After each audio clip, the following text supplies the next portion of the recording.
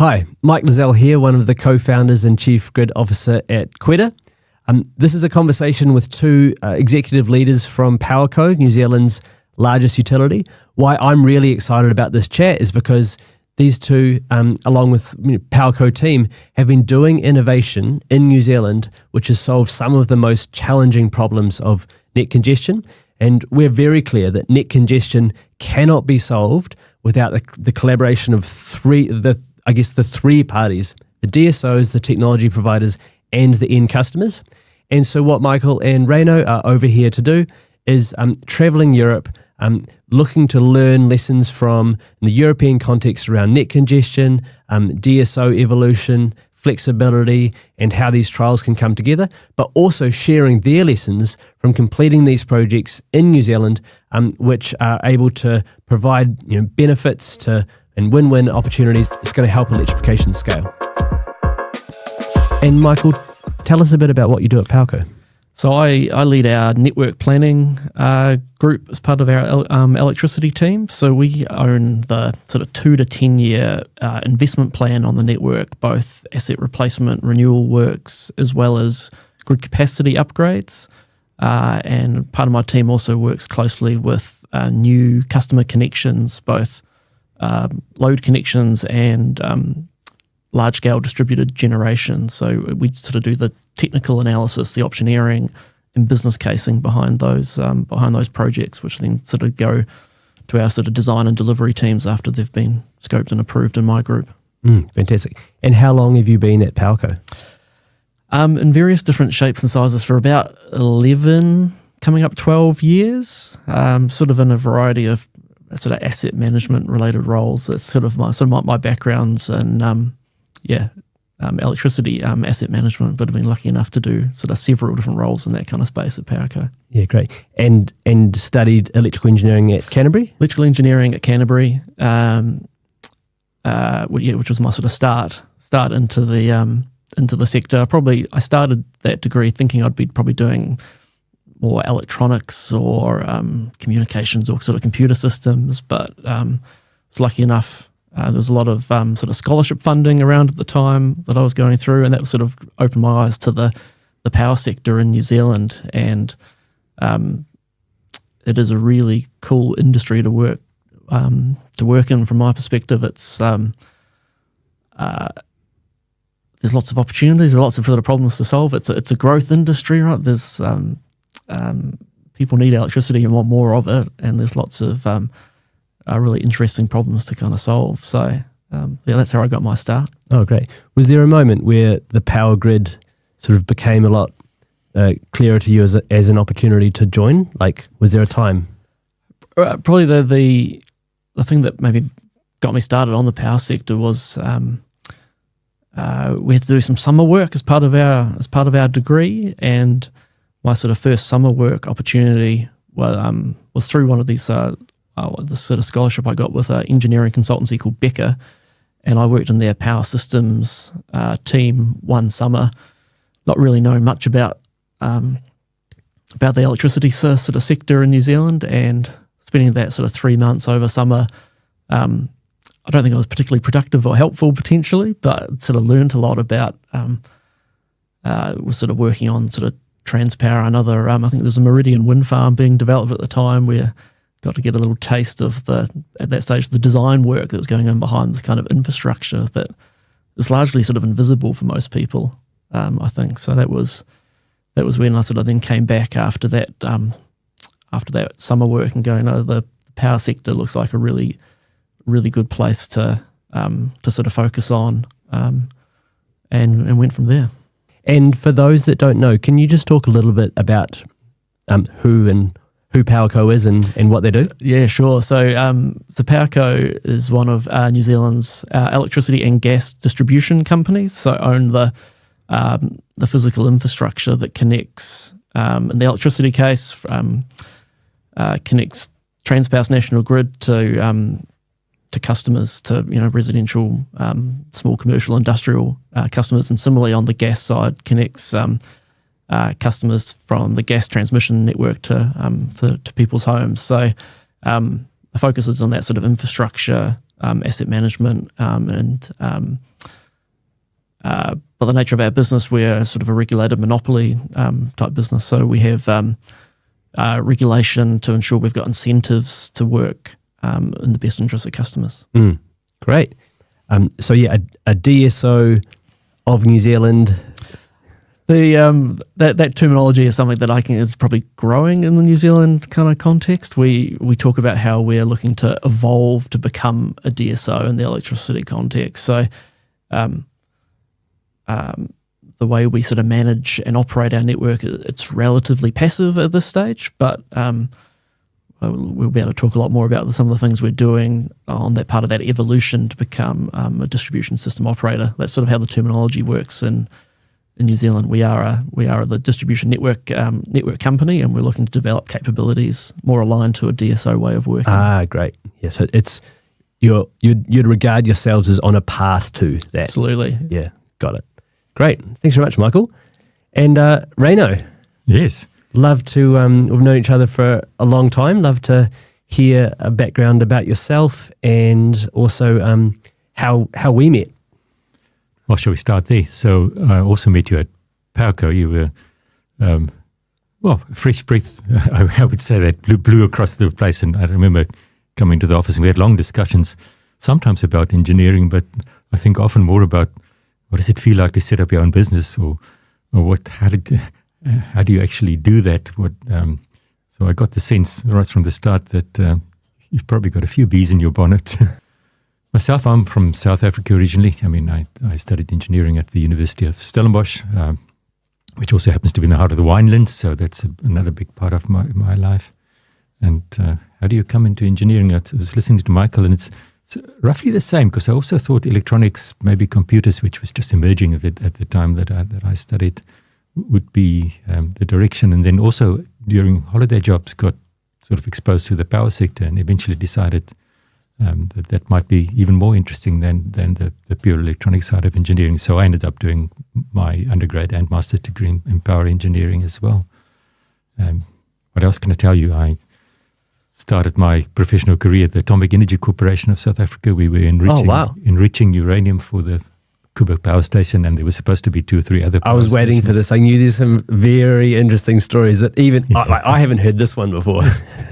I can how much secret. I did do some work in the B plant at times, which had to get special security clearance. Now, I never knew what was going on there, but I can fairly well surmise what they were testing in that particular part. But the big plant was for the power stations, and really fascinating. It was the most amazing sort of engineering complex. Anyway, I don't bore you with the details, but yes, it's a good exposure for an engineer.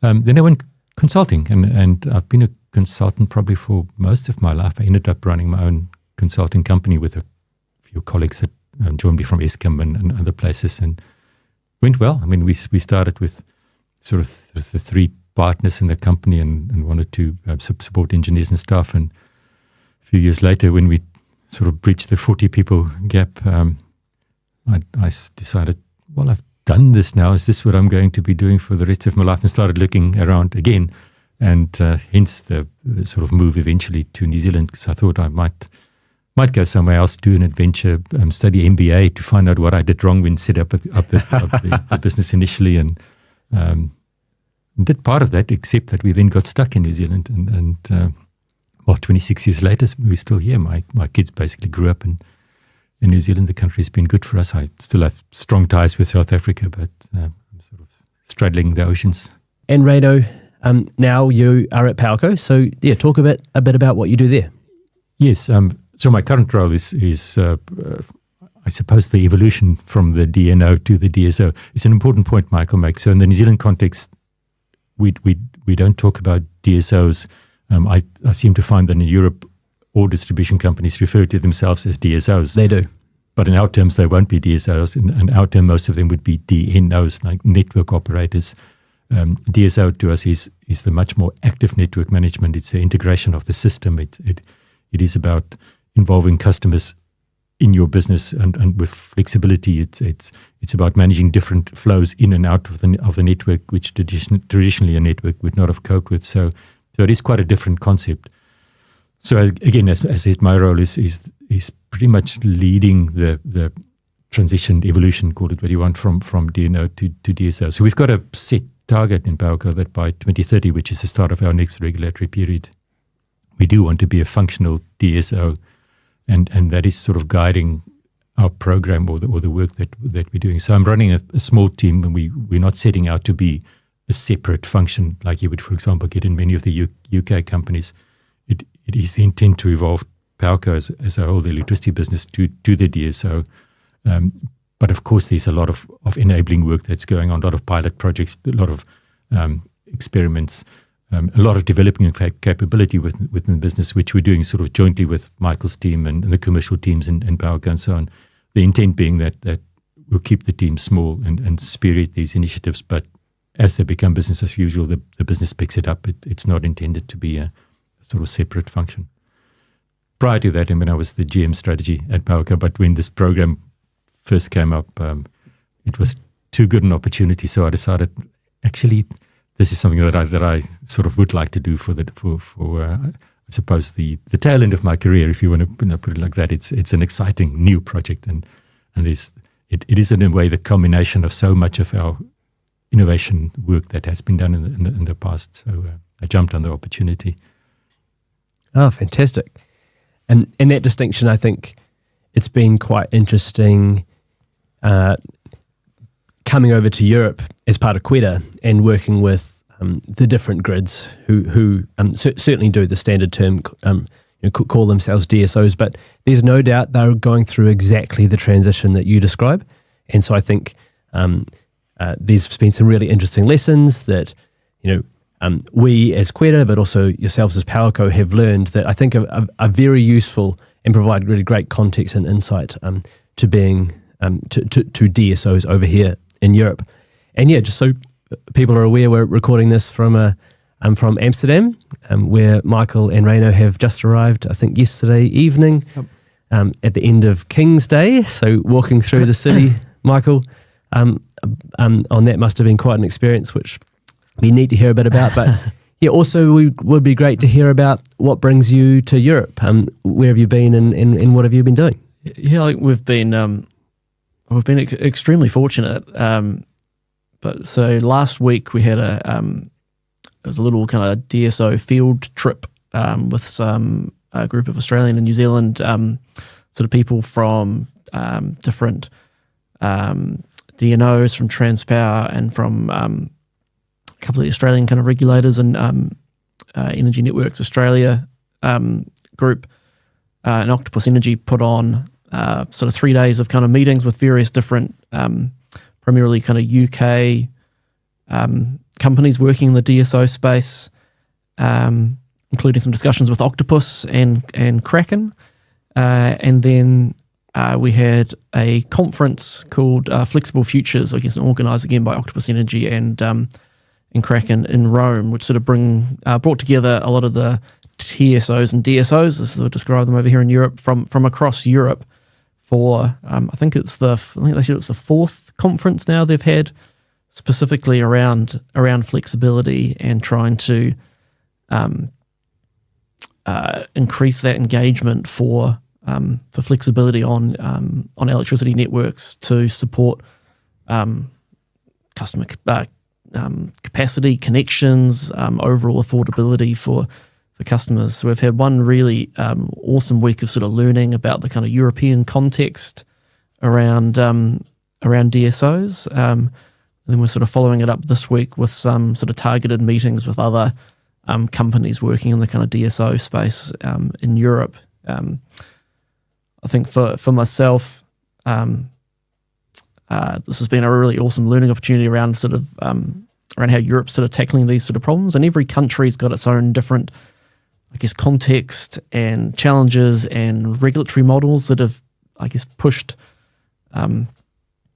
uptake of sort of DSO technologies into kind of different ways. And we're sort of looking to try and bring those learnings back to New Zealand and apply them to our context to accelerate our progress towards that 2030 goal that Ryno mentioned. Yeah, that's so interesting. What has jumped out to you as something you could directly learn from and implement when you get back to New Zealand? Oh, that is a really good question. I think some of my probably initial takeaways, it's maybe not like a direct, we've got to come back and implement this, but we've maybe been learning about the time it takes to develop participation in flexibility markets, particularly maybe from the UK sort of example, that we're doing those sort of first, or have been doing for several years, sort of pilots and trials of flexibility procurement to try and build some engagement with aggregators, with retailers, with sort of I think the terminology I think the flexibility service providers was the sort of the FSPs was the acronym we sort of learnt over here, and from the UK perspective, it feels like they've been working on that for 10 years and still feel like they're developing that.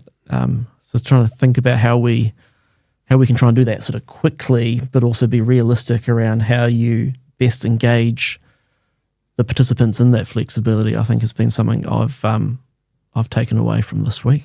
Is that one of the core challenges, building engagement? I think it's one of them, and in the New Zealand context, we don't have the same maybe uptake of electric vehicles in some parts of Europe that we've kind of seen, and sort of in-home batteries and other flexibility solutions again are still pretty low levels of kind of uptake. So some of that ability for aggregation to happen isn't there. The hot water control system is probably the exception in New Zealand, where there for a very long time there has been controlled hot water heating load, but that's probably going through a bit of an evolution of how the market thinks about that at the moment. So I think it's the sort of balance of trying to being able to have some incentives there to encourage the economic uptake of these kind of new technologies, and have and we've been having this debate then around what's then the right sort of both incentive structure and or control then to be able to best utilise them to help congestion management on our networks. Yeah, absolutely. And Ryno, on your side, what's jumped out to you as an insight that you would see immediate value from in areas that you need to focus more? I think I'll take one step back. I have been fortunate to be, this is the second time out at the sort of Flex Futures conference, and I've been following quite closely and been doing a lot of research given my job, and spending time with particularly the UK DNO. So I've got a reasonable insight in where things are at. But the elements that come out now is thinking a bit beyond the current state of contracting flexibility and all of that into where we're heading, where we're going with dynamic pricing, where we're going with dynamic operating envelopes, what's the end state, and trying to and getting a sense for where the thinking in the UK and in Europe is going around that. And that's evolving. It's certainly a different conversation even one year later from the last time I've been at the conference. There's lots of things. I mean, these trips are so valuable because there's so many things we can learn and then avoid the mistakes or the issues that others have had. Yes. Well, not that we're not making our own. Don't you worry, they'll happen. But at least we are in a position where we can sort of choose our path, and that's important in the New Zealand context because we're really not regulated at the moment into where we should be going with DSOs or what flexibility market should look like. It's almost an expectation from the regulator that they're sitting back and watching to see where industry takes this. And that's quite a good way of doing it until it goes off the rails. And then the regulator, of course, will step in. But it does mean that we can learn and we can trial things and we can come up with pragmatic solutions and then have a constructive engagement with the regulators, which is exactly what our sort of strategy is around this, to say, look, we've done all these flexibility trials, we've implemented low voltage visibility systems and so on. This is what we believe is required for a DSO, and then have a conversation about how does regulatory settings and rules possibly need to change to accommodate that. And I think it is a constructive approach. So but to do that, you all this evidence that we're sort of gathering is really, really valuable to us. Mm. When you say that it's not heavily regulated and there can be an industry-led approach, how is that done practically? Because that's not what I hear when I look at DSO feedback on some of these challenges. They would be described as a heavily regulated environment with a challenging environment to trialing new things. Well, you're obviously not hearing that from New Zealand. Not from New Zealand, but in Europe, for sure. Certainly, it's much more heavily regulated than New Zealand. I mean, if I use the UK as an example, UK has been a trailblazer for regulation, performance-based rate setting or incentive-based regulation has been really worked well. But they've got rules for Africa. It is just about everything you want to try. There's a regulator somewhere or a committee or something you have to prove, which in New Zealand we really don't have it remotely to that extent. And that's what I mean by less regulated. I mean, the regulator cares a lot about price setting and the quality of service we provide and so on, which are essential regulatory functions. But they're less prescriptive in how we should actually get to these outcomes. Yes. So they tend to be somewhat more outcome rules sort of focused, which I think is sort of where the genesis of all of this comes from. So I certainly don't think we are over-regulated in New Zealand. In fact, I would probably argue that in some areas, if I were the regulator, I would be somewhat more strict, but that's a very unpopular view with my colleagues at the other lines businesses. And do you think that maybe lighter or having some more flexibility with regulation, do you think that creates an opportunity for solving some of these problems in a different way to when the regulation has been sort of front loaded? If you really find that the regulator is getting in the way, of course, then it does. So if there's market rules or there's revenue settings or something that inhibits you from being able to try or flex in new ways and so on, then there's a problem. And in that sense, that's why I keep on referring to a constructive engagement with the regulator. It's so important. So, and it's not that we don't have market rules, and we certainly have run into the limits of our market at times, even with the trials we're doing. But I think we've always have the opportunity to then go and actually sit down and have the discussion with the regulator. If the relationship with the regulator becomes one of, I can't actually engage with the distribution companies because I have to maintain this sort of artificial distance and so on, then it's a real problem. Then I think regulation actually will inhibit the uptake of flexibility. So at least for the DSO evolution and so on, I would absolutely say a regulatory environment where there is give and take and there is open discussion is quite important. It's a hard job being a regulator when things are changing so much, and I say that healthy engagement with the regulator is really important. I think they're almost trying to find the right time to sort of regulate. I think there will become a time where some regulatory structure will be kind of helpful to ensure there's sort of standardization of market approaches and potentially even sort of technology type standards, but not doing that too early, that stifles innovation, but not doing it so late that it's really then fragmented the different approaches that get taken. So I think in the New Zealand context, we're still in that early trialing things, and I think that the engagement and approaches by the regulator has been generally really positive, and our economic regulator, the Commerce Commission, has some innovation funding that's available for distribution companies to apply for, and that's been a really useful tool to allow us to try things and collaborate with other network operators in New Zealand on some of these new solutions. That open communication with the regulator seems to be a very valuable element. I could think of a few examples where a discussion with a New Zealand network operator and the feedback would have been, hey, we're also encouraged to innovate. There is rules and sandboxes and even funding available. So let's take a look at this and then let's give it a go if it adds up. Versus some of the European feedback I would have got is that's not allowed, there's a rule. And this concept of it's part of an open dialogue, and sure, there might be a rule in the way today, but also there's requirements to innovate and making that more of a conversation. actually seems to be like very valuable and important. Yeah, I would. I'd certainly say so. And even when I guess we have come against sort of rules that are challenging for maybe some of these sort of trials, there's typically good engagement then to revisit those kind of rules and and change them. And obviously there are formal processes that needs to go through and proper consultation with a wide range of stakeholders.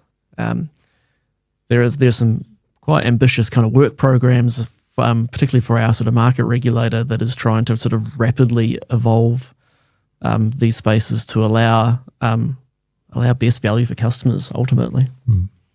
Yeah, so the whole regulation of the market for DSOs is still relatively immature, I would say, and the Electricity Authority, who's responsible for our market rules, is, as Michael said, it's got an ambitious plan for what needs to be achieved over the next 5 years, and we all follow it because I think it does need to. Of course, we need to have market rules around these things, and we need to know where the limits are, and customers do need protection. So it's not a bad thing to get a bit more rigor into the system as well. But the approach they're taking, I think, is a good one. It is almost saying, look, this is what we want to achieve, but as industry, can you see what you can come up with? And if we feel you're veering away too much or you're not doing anything, then we'll regulate. But if you can come up with a pragmatic approach, then we will look and sort of give you the relative freedom for that, which is quite healthy, I think. Yeah. It's been, one of the reasons that we're even sitting here right now in Amsterdam in the Netherlands is because net congestion is such a challenge here. It's actually almost like a national issue. It would be like regularly on the newspaper, in the news. 450,000 Dutch people don't have access to housing because the new housing developments can't get connected to the grid. There's a queue of more than 18,000 on the connection queue, and it's been a really radical and challenging time for the energy system in the Netherlands, and which is why both of us are here today. Like you guys are visiting to meet with DSO counterparties and look at some of these challenges and see where some learnings can be shared. But and also the reason that Kwetta is here, because one of the foundational parts of our business is we saw that heavy transport would make challenges on the grid even worse, and that if we could build some solutions that would actually address those up front, not like in a retroactive way, but like front footing those challenges, that would be a pathway to electrify much more than would be otherwise able. And so it's interesting that we're sitting here now talking about these challenges, and to go from, Ryno, as you describe, maybe an early stage of regulation and transition to a place that's really facing the other end of the wedge, where it's hitting here today, is already affecting both individuals and companies. What have you learnt so far about some of the challenges that Netherlands are facing, and what are you looking to learn over the next couple of days while we enter some of these chats?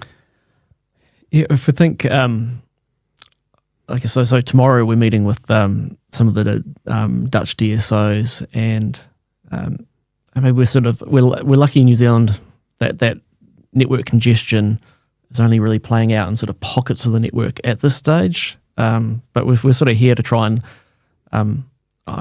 sort of learn, were there any kind of warning signs or any sort of indicators that could help us be kind of more prepared from that timing perspective? I think maybe there's this sort of risk, human nature waits for the crisis to sort of happen before reacting, where we're trying to be really conscious to not wait for the crisis to happen, but be organised now to be able to not have problems around network congestion and have some of those technologies in place. So keen to sort of talk to the Dutch utilities around that, and understand this kind of. We talk about the sort of like risk cost sort of trade off around how we're sort of planning networks, and we've been putting sort of work in for a number of years trying to rethink more deterministic kind of planning criteria into more kind of risk-based evaluations of load at risk for periods of time, and that's now we're now starting to try and think about that in the same way around flexible connections and best give customers capacity on the network. And we don't yet have that kind of, burning platform in New Zealand for that yet, but maybe through some of the sort of fast EV chargers have been some of the first times we've seen that, but keen to sort of hear how the Dutch utilities here are thinking about those challenges. How about you, Ryno? It is a bit of a I suppose, double-edged sword. I don't know if it's not a negative connotation, but because we don't have the immediate burning platform, we almost expected to make our own way. Now that interestingly enough means you've got to convince people that, look, you need to actually think about these things, and there may be a problem coming, but which you may not see. And that's an interesting conversation, particularly with boards and our investors, for example, because here we are saying that we need to invest in enabling systems, we need to invest in flexibility and so on. Now, when legitimately they can turn around and say, but actually, if I look at today's demand on the network, it's not such a big issue. That is a challenge that we have. Not much rather have that than to wait 2 or 3 years and then suddenly be forced into a situation that you have to react. It's just the reality we face. So that's something also, you talk about why do we come to Europe that we've spoken about before is how do we, what is the evidence that we can gather? What are the signals Michael's talking about? We're seeing what is the business case, if you wish, for this evolution, for evolving to DSO, because it is, no doubt we will face the same situation. I don't know if it's going to be in 4 years' time or in 6 years' time, 8 years' time, but it's coming. But it's a really interesting perspective to think about when you don't have the pressure to push, and so that could create maybe a false confidence that we're on a path to manage it. But the true nature of this is once congestion starts to hit, it can actually escalate, can't it?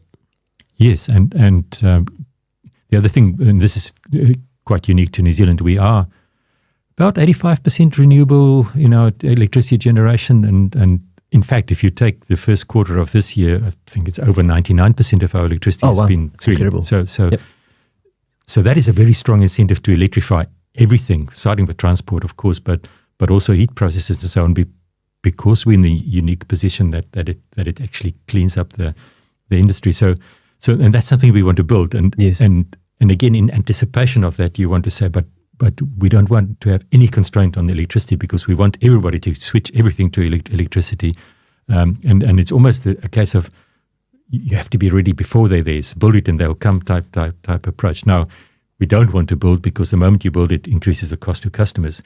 And that's why the DSO and the flexibility concepts become so important, because it's a way of improving the utilization of what you've already got in a responsible sort of risk managed way, and get more from your assets, and therefore you can encourage people to use more electricity without necessarily pushing the costs up. Yes, right. Yeah, absolutely. I know, looking at our like electric vehicle registrations, at least on the Powerco network, the number of registrations in March was twice what they were in February. And I think, again, anecdotally, sort of hearing that because of the sort of increase in fuel prices, electric vehicles are generally now kind of sold out across. Sold out. I think there's now sort of wait times now for that's incredible import of EVs. So whether it's temporary or a permanent kind of increase, time will tell. But this is, I guess, to Ryno's point, a lot of the electrification projections in New Zealand are for significant increases in electricity consumption. There's uncertainty around how that might sort of play out, but that congestion is likely coming. But if we can manage peak demands and increase the utilisation of the network, we can do that in a affordable way, which further encourages more electrification, which is both good for the economy and the planet. Yeah, fantastic. And of course, the energy trilemma is something that I've heard both of you talk about a fair bit. Just for clarity, Michael, explain this concept. A 101. It's often a useful way of kind of, I guess, thinking about the kind of competing priorities of the electricity system. So those sort of three limbs are sustainability of the electricity system, reliability or security, and affordability. And they are always sort of in tension. So the sustainability part of it plays out more probably in the generation sector in New Zealand, that mix of generation types and fuels that sort of plays out. And certainly from a network point of view, it's the sort of tension between security, reliability and affordability. And so I guess what Ryno said, the more we invest to improve security, that's going to come at a cost to customers, and trying to find that sweet spot is a lot about what my team does. Yeah, fantastic. One of the other reasons that we're sitting here today is because of some work that I guess we did together. And when I say we, a Powerco team, and absolutely Ryno and Michael and their teams, but also Kwetta and the team on our side did together. It's actually a few years ago now, 2023. So 3 years ago. And it was in some of the earlier stages of Kwetta to what we would describe as very formative projects that we delivered together, that both connected onto Powerco's network. And I probably haven't shared with each of you sort of maybe some of the ramifications that these projects have had, because I really would love to explore them in a bit more detail and get some perspectives on your side. But if I could share a little bit about these two sites in New Zealand where we worked together. The first one was Waiouru, which was a beautiful part of the country, nestled under New Zealand's tallest mountain, Mount Ruapehu. And it was the very first site that Kwetta did in terms of a charging site with this new and special technology that we had with our partner Z Energy, who have been an incredible early partner of Kwetta's. And that project was very much focused on solving a particular challenge around the potential congestion that site could take. And then just a few short months later, we did a very impactful project together at a site called Naar in New Zealand. And that was solving a number of grid constraints. In particular, there was a voltage congestion problem happening in the little bit of that area. You could actually read about it in the planning report. It would talk about voltage challenges coming in the Naar region, and it was causing acute constraints, and a program was being developed that was all quite open and public at the time. Yeah. But yeah, in more that both of those projects have sort of been quite widely acknowledged to be successful in the New Zealand context. But I'd just like to share with you some of the impacts that they've had outside of New Zealand to give some perspective of the work that was being done back then. So in Australia, with one of the leading DSOs, largest DSO of Australia, they have taken those case studies and that work that was done with the two teams and published, and applied that to one of their most constrained parts of the network at an incredibly critical site for EV charging, and solved the same constraints in a very similar way, but using those case studies from New Zealand. And now, as part of Kwetta being over in the Netherlands working on grid congestion, those two projects are very influential in terms of a proof point of a partnership being done together from a DSO and also from a technology provider and an end customer. There's almost like a tripartite relationship that happens here. I mean, all three parties need to be interested in leaning in and solving this together. And so Ryno in particular, we worked quite closely on this back then. And I'd love to hear from your side how those early conversations went around Waiouru, and then in particular Naar, and how you approached the project from Powerco's perspective. You had a clear vision in mind at the time, I recall, and I would love to hear a bit more about that. Yeah, sure. I think the sort of Naar example is probably the best one to go to straight away. What I saw Kwetta as offering at the time was quite unique in the sense that, okay, it's additional load on a network that there are constraints, but it's a manageable load, so that by itself is very important. So I remember those conversations about how do you throttle the EV charging at certain times, and the customers don't even realize that. So that is one thing, but it's also the ability for the same equipment to actually operate in a get technical, the 4 quadrant sort of electricity provision. So you could actually help us with alleviating some of those constraints just through the technology. So while you're adding load, it almost became a bit of a statcom, a bit of a solution to the whole product, which is quite unique. I mean, there's not many loads that you can add to a network that actually help you then constrain network capacity issues, which makes it extremely appealing. So the technology right from the start was special, and it was something that I was quite keen to try out. We are in the process of looking into flexibility all over the network. Of course, that's part of the evolving to a DSO. So anybody that comes to us with a flexible proposal is something we will look at, and that's appealing. And it was an early sort of trial that we could do. So as I said to you, it was appealing from a number of perspectives. So the conversation very early on was, okay, how do we approach this? Because none of us really knew how this would work. I mean, we were still trying, and I think, clearly Kwetta was able to work with our control room and be able to accept signals when the network was constrained so that it could reduce the sort of load on the network at the time, or maybe do some voltage compensation and so on. That was a really important part of it. I think that worked really well. The commercial arrangements, we quite deliberately set out to say, look, this is a pilot. Let's try pilot pricing at the start and see how it works before we sort of, then both of us were learning about how do you essentially price these sort of systems in future. So there was learning on that side. So from our perspective, it was a really, really good pilot project to be involved with. And as you said, it certainly seemed to have circled out and had repercussions, because I think it was a very successful trial in the end. How did you address the concerns internally within Powerco? DSOs are by nature really large and complex organizations with almost multi-headed different beasts in terms of having different functions and competing priorities and competing for resources. How did you address some of the concerns internally, and how did you set the Powerco team up on to come together on a project? It's probably a combination of quite a number of years of working across the business. And Powerco's always had a bit of an innovation team going that was dedicated to sort of new technology or trying out these things. So it wasn't unusual to the business. I'm not saying it's easy, but at least there was the background so that when we started discussing this, for example, with the control groups and the people that have to live with it, it was immediately seen, yes, we understand the need to trial things and to be innovative around that and so on. So those hurdles have been overcome, I suppose, a long time ago.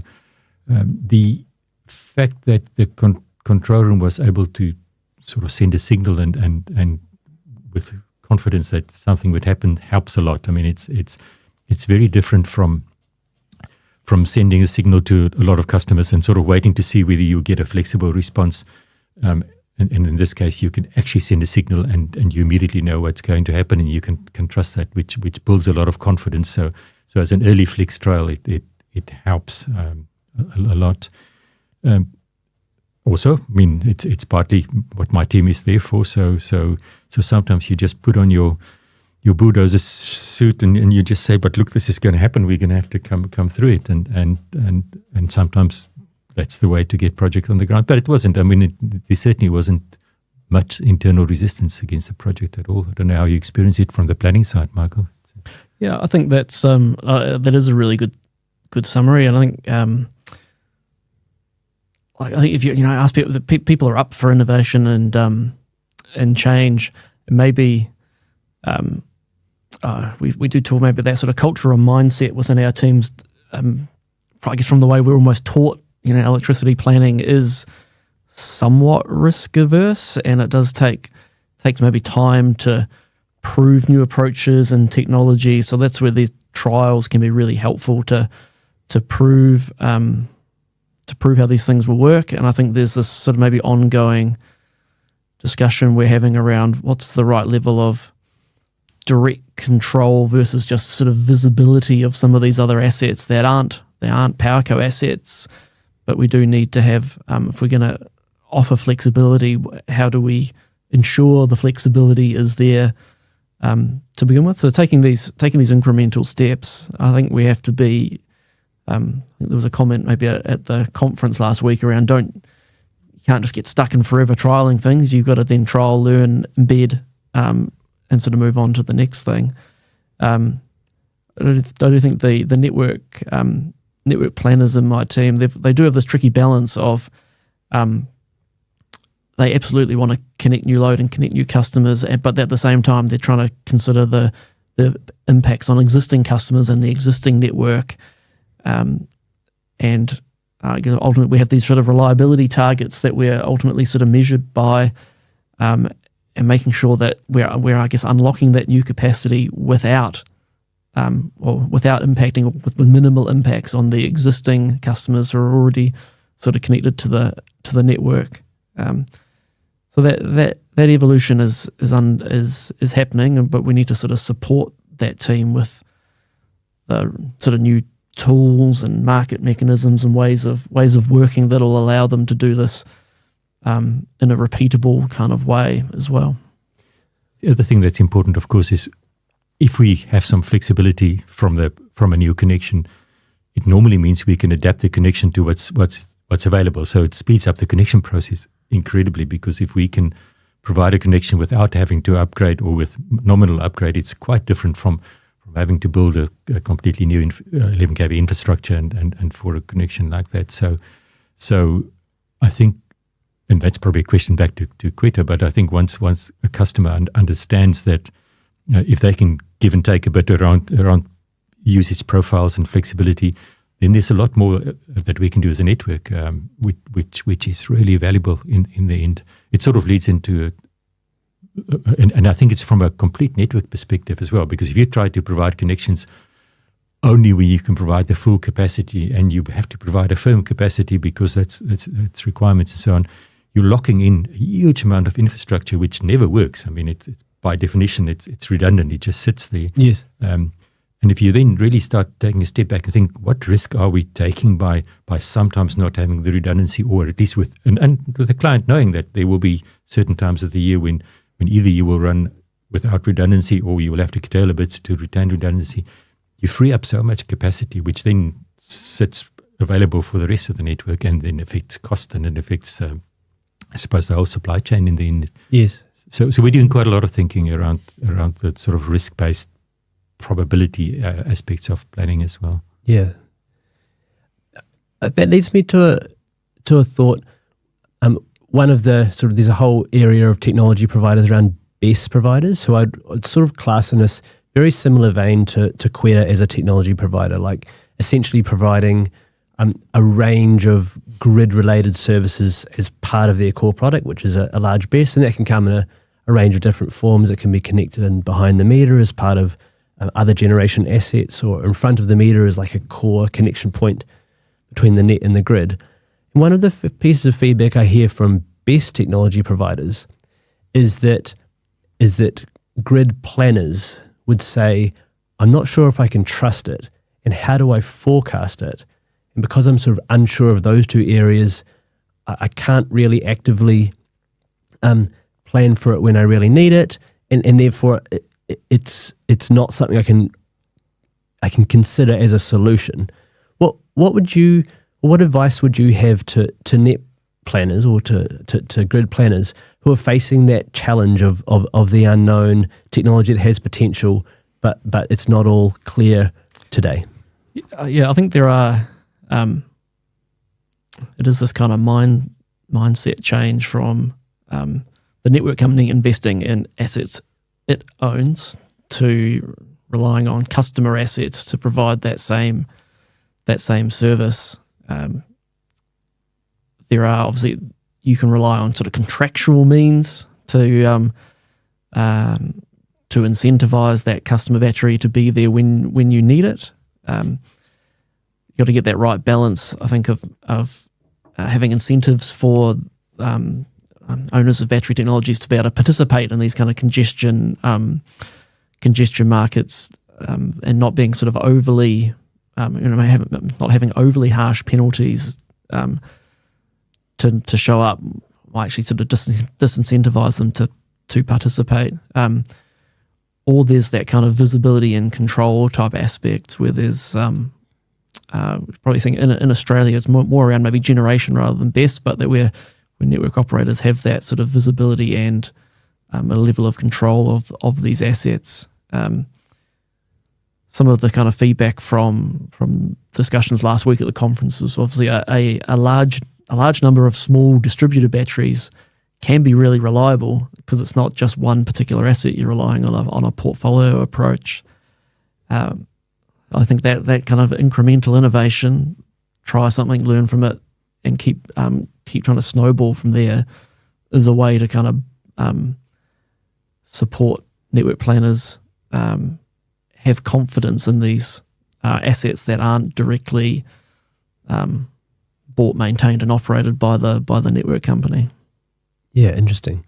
So maybe starting at a smaller, like I guess every technology adoption that always starts at small volume, but just supporting a small number of trials to give that level of confidence and surety that these things are going to work as expected. I think that is definitely a way of sort of proving that.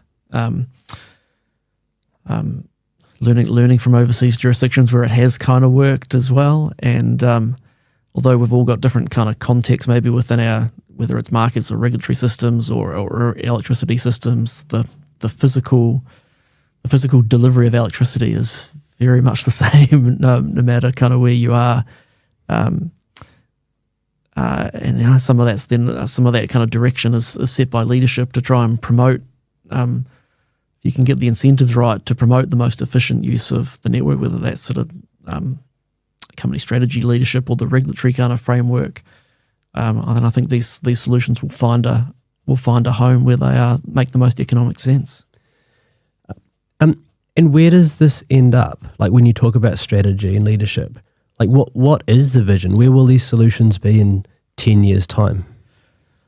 I think from our perspective, we just want to make sure that we've got we're doing our best job to manage that trilemma that we described, and that's around finding the right security and affordability that customers want. So I'm technology agnostic. I'm happy to find whatever the best solutions are out there that means we can connect the most customers, that we can offer the most capacity, and that we can sort of manage costs. So at the moment,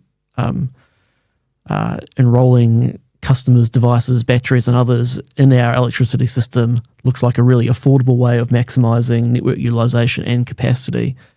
But I think not trying to pick technology specifically, but make sure the right incentives are there so that invariably new things will come along, and this is almost for the regulators not box out further innovation in the future. That's interesting. I've always heard it, we need 20% of the grid covered by BESS or covered by flexibility assets. But what you're suggesting is by keeping an agnostic view and not having regulation, call it box in, you actually think that's going to give the best outcome for the trilemma? I believe so. There needs to be, and this is sort of maybe a little bit philosophical debate, the right kind of financial incentives need to be there, but then let innovation happen. And there's lots of predictions around how much sort of battery capacity will be installed, and predictions around price of batteries decreasing over time. But that future is uncertain. So don't lock in a particular asset plan too early when you're still learning how things might play out. That's really interesting. There is a interesting view. You talk about 10 years ahead because I'm an engineer, so I like assets that I know what they're going to do. And even if I don't control them myself, so I've got a reasonably good idea because I can contractually agree with someone. But we are thinking about the longer term, whether it is a pure pricing mechanism that might achieve the outcome. So are we, if we can dynamically price the constraints on our network and customers are mature enough to be able to accept those signals and actually respond in kind, then that's a completely different solution again. And it might well be the most economically efficient way to go around this.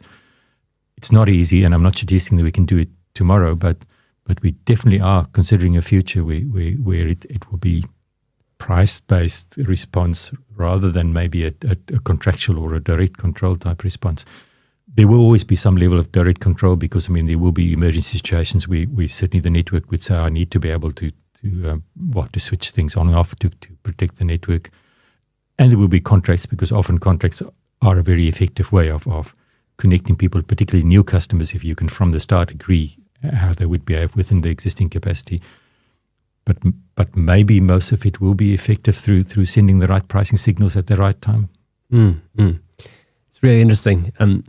The long-term vision of the smart grid is something that we've been crystal ball gazing at almost our whole careers. And it seems we certainly have some more clarity on we need more intelligent systems and devices. We need DSOs that can integrate it and be that two-directional platform to do it. But there's still some uncertainty in exactly the form that it takes, which I find fascinating and very, very interesting for how sort of we at Kwetta form our view of the problems to solve.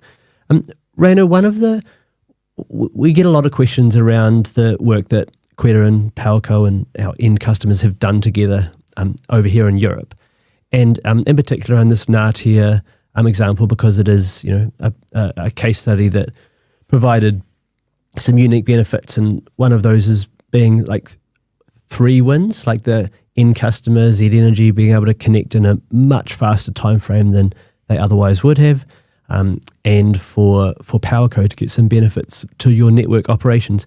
Can you talk a little about what benefits that StatCom was able to provide in that local area? What it is essentially is that, I mean, of course, the StatCom is a static compensator. So when you have voltage constraints, and you mentioned before that is an area where we did have some voltage issues, then through the intelligence of the inverters in the charger, you can actually change the behavior to improve the voltage to compensate directly for some of the problems we have. So it gets rather technical, but essentially it is a bit like a noise suppression microphone. You try to create a signal that is the exact opposite of the noise you're trying to compensate for, and in the process you reduce the constraint, or you reduce the problem. So this means that the actual equipment was able to, if for example we say the voltage is going too high, then by compensating you were able to pull the voltage down, or the opposite, if voltage just started falling by switching the power electronics in the inverters, able to lift it somewhat, and that compensation just means that we've got a more stable output. So it certainly benefits the direct charging station, but it also benefits the customers in the immediate area. So it frees up capacity once again. And do you think that the solutions where the customer is participating in, we'll call it the wider grid challenge as well as their own offtake, do you think that's an important part of the future map? I think if you can make it win-win for the customer and the network company, then absolutely. I think it depends probably on the end customer, and that sort of in that for homes and small businesses, feels like they'll need an agent or an aggregator for them to sort of take some of this complexity away from them, but then they can benefit through lower power prices. Then that's a way to sort of enroll them in this, and then for larger customers like charge point operators that have big fleets of sort of fast EV charging, again, that they will be motivated to reduce their connection times and costs, and we're motivated to increase electrification and increase the use of our capacity. You make them win-win and get the incentives right, then that customer enrollment will unlock value for both parties. It is, however, also important to note that the charging stations, or the technology, for example, Kwetta provides, is still rather unique. I mean, it's not all loads. It's not even the majority of loads that actually have that ability to operate in the 4 quadrants and actually support voltage or frequency, or whatever the case may be. I mean, most loads are passive, so batteries might work. I mean, they should work, because I mean they've essentially got, or if they've got a decent inverter sitting there, them the same level of control. So we might get the same benefit But a large majority of sort of flexibility will just be about turning off existing loads or turning on existing loads and so on, with no further intelligence. So the Natia example is a really prime example of sort of the best that can be achieved. It is not your average day-to-day type example of flexibility. I think we were hearing yesterday from about how UKPN's sort of growing congestion sort of flexibility program had been sort of focused on thermal constraints on the network, but they're now starting to think about voltage constraints as well, which are maybe more prevalent on our network with more sort of rural loads where voltage tends to become the issue. But then again, if we can have the right incentives in place for different technology providers to provide voltage support, and there's the sort of carrot there of a lower electricity connection cost or time, then voltage support as well as kind of load management is going to be really valuable to a network company. It's really interesting. Yeah, it's been this last 9 months, the voltage challenge going along with thermal constraint has, I would have said, been quite a stark increase in probably relevance, and very interesting to hear that coming out of UKPN in the UK, but in the Netherlands, a rapidly developing issue, and that is due to the input of renewables, in particular solar inverters, extremely high penetration of those here in the Netherlands, and of course the AVRs and residential solar are not very sophisticated, and they'll just connect and trying to push more power in, which can certainly cause overvoltage challenges, like we already see in Australia. Yeah, Australia is probably one of the sort of leading areas in the world around that solar uptake and management of high voltage. They now have quite direct control through dynamic operating envelopes to manage that solar congestion on their network during peak sunshine hours. Cool. I've got one more question, and then we'll have a break and spend a bit of time having a look around Amsterdam and sharing some of the sites. But for both of you, tomorrow we're going to be obviously meeting with some of the DSOs, but we're also going to be hosted by ALAD, which is actually a really unique, facility and operation run out in Arnhem here in the Netherlands, which is a collaboration between the Dutch DSOs, and they really do represent, as a laboratory and standards agency, EV charging. So quite unique having an EV charging focus, but funded by the DSOs. And I'll ask each of you, but yeah, Michael, what are you interested in seeing tomorrow out at ALAD? Interested in probably a couple of things. I think that that technical standards collaboration between the network operators, learning a bit more about how that model sort of works around technical standards. There's a lot of collaboration happening in New Zealand in that kind of technical space, but interested to see how other jurisdictions are looking at that.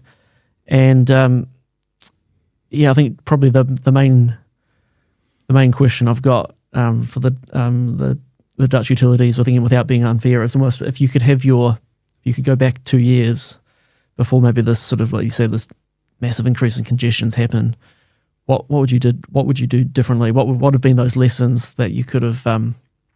What things could you have had in place before the crisis, so as to have managed that connection queue and congestion that they've got here in the Netherlands? Fantastic. And how about you, Ryno? What are you looking forward to tomorrow? Yeah, it's somewhat similar. I mean, I'm quite active in our local Electricity Networks Association, and this issue of collaboration between utilities to actually support innovation and support adopting new ways of doing things. So it's near and dear to my heart. So that's something I would definitely like to explore, because it does seem quite unique that the three companies were able to jointly come up with something and say, look, we trust this instance to do that. I think there's 5 DSOs in total. 5? Yeah. Okay, I'm not aware of it. It shows you much. Even better. We've got 28, 29, by the way, which is crazy. If you think about it. Germany has nearly 800. Which is even crazier, yes, I know. Well, more than 800, we understand. But so effective collaboration across multiple organizations is essential. I mean, it's essential for New Zealand as clearly we don't have the burning platform issue that you have here, but how to achieve that, and then how to avoid the sort of almost implicit. We're not really competing because with distribution utilities, we work in different areas, but there is this sense of if it wasn't my solution, then I won't really adopt it, and yet they seem to have been able to crack that nut. So that's something I'm definitely keen to explore. Yeah, that'll be great. Great to unpack that more. Well, Michael and Ryno, thank you so much for this chat. Thank you. Been one I've been thinking about for quite a while, and neat to host you over here, the other side of the world, but really working on the same problems that I guess we set out to solve when all three of us really started. So yeah, really, really great to have this chat and to hear some insights, and looking forward to unpacking them more over the next day. Cool. Thank you, Mike. Yeah, thank you. That's excellent. Awesome. Cheers, guys.